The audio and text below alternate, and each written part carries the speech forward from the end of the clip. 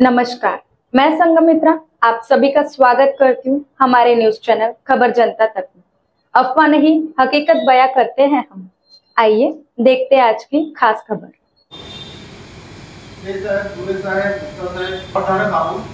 आमची मागच्या 25 वर्षापासून समस्या आहे सोसायटी सोबत आणि एनआयटी सोबत। आम्ही 25 वर्षापासून सगळे माहिती मागत आहोत, पण आम्हाला दिशाभूल केलं जात आहे।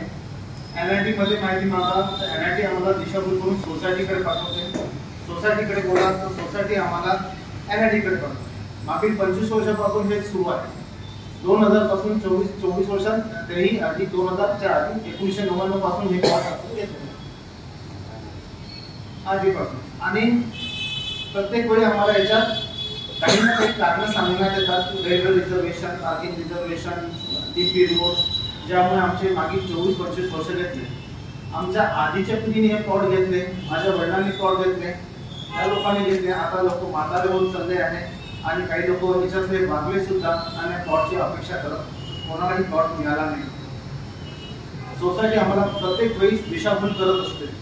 जेव्हाही जे मागितलं आम्ही विचारलं तर प्रत्येक या 24 वर्षात दिशाभूल करत आली आहे सोसायटी, ज्यामुळे आम्हाला याच्यातला प्लॉट मिळाला नाही।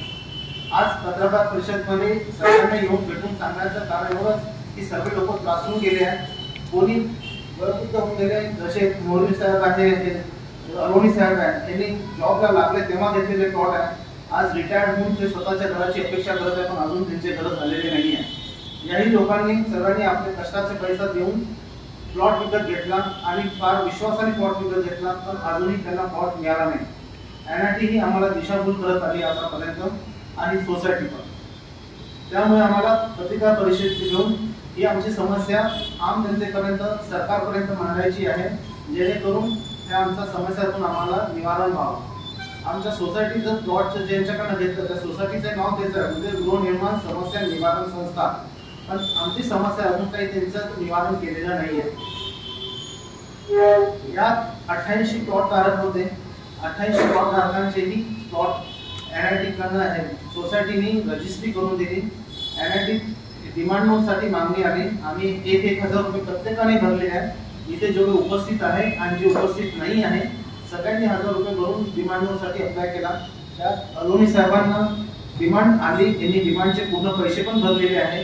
त्यांच्या विरुद्ध अजून 2-4 लोक आहेत ज्यांनी डिमांडचे पूर्ण पैसे भरले, पण तरीही त्यांना प्लॉटच्या बद्दल आरएल लेटर मिळालं नाही आहे।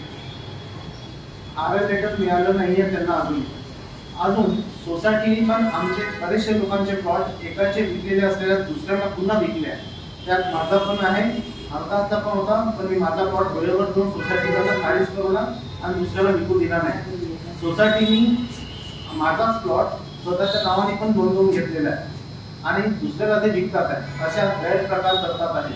अजूनही बाकी लोकांचे प्लॉट उद्या दोन सोसायटीचे जे ओरिजिनल तांबोळी साहेब होते सेक्रेटरी, ते आता वारले, त्यांचा मुलगा जे आता कार्यभार पाहत आहे त्यांनी ही गोंधळ घातलेला आहे। एकाला ज्याला प्लॉट विकला तोच प्लॉट पुन्हा दुसऱ्याला विकतात आणि तोच प्लॉट अजून तिसरा, असे बरेच लोकांचे प्लॉट त्यांनी वेळोवेळी दुसऱ्याला विकण्यात आले। जे हा गैरव्यवहार केला त्यांनी, त्याच्यासाठी त्यांना शिक्षा व्हावी अशी विनंती असते आणि एनआयटीने त्यांना गाडी न करता आमच्या आम जनतेची मागणी पूर्ण करावी असे एनआयटीकडे आम्ही वारंवार विनंती केली, पण अजून त्याचं आम्हाला निवारण झालेलं नाही। हे आमचा फार मोठा मुद्दा आहे जो आम्ही बऱ्याच 24 वर्षापासून पाहत आलो, पण अजून सॉल्व्ह नाही झाला। आजची हीच विनंती आमची आहे पेपराद्वारे आणि वर्तमानपत्राद्वारे कळवण्याचं की हे आमचं निवारण करण्यात यावं या समस्येचं। जुड़े रहिए हमारे साथ और देखते रहिए खबर जनता तक। अफवाह नहीं हकीकत से रूबरू कराते हैं। लाइक सब्सक्राइब अवश्य करें। धन्यवाद।